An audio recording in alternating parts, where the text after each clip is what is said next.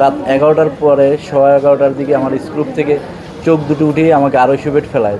ঘটনাটি 2017 সালের 18 জুলাই রাত 8টায় শাহজালাল তার 7 মাসের মেয়ের জন্য দুধ কিনতে খালিশপুরের বাড়ির সামনে রাস্তায় আসলে খালিশপুর থানার তৎকালীন ওসি নাসিম খানের নির্দেশে পুলিশ তাকে গ্রেপ্তার করে। খবর পেয়ে পরিবারের লোকজন থানায় গেলে তাকে ছেড়ে দেওয়ার জন্য 1.5 লক্ষ টাকা দাবি করা হয়। পরিবার টাকা দিতে অপারগ হওয়ায় তাকে নিয়ে পুলিশ ও আনসারের 10 সদস্যের একটি দল বাইপাসে নিয়ে তার এমন অবস্থা করেন বলে জানান তিনি।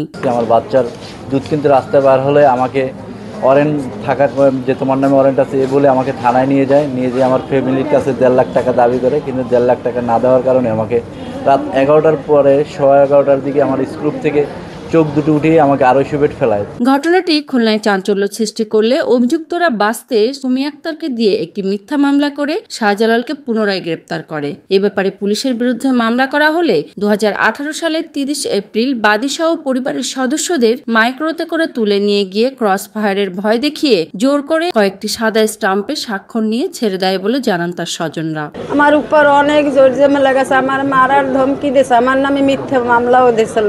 আমি কোনো এই পর্যন্ত পাইনি। আমার এই সংসারের বড় প্রথম ছেলে, এর দিয়েই আমি সংসার চালাইতাম, এরই এখন পঙ্গু বানাই দিয়েছে, আমি এখন নিজেই অসহায় আছি।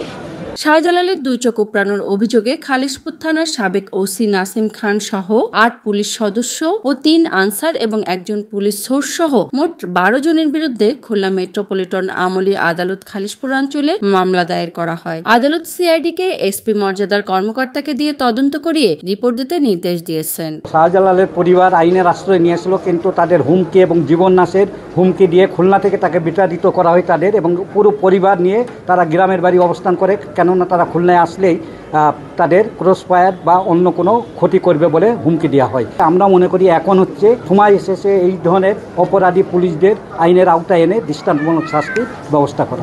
কাকলি Rani Saha, voice of tiger.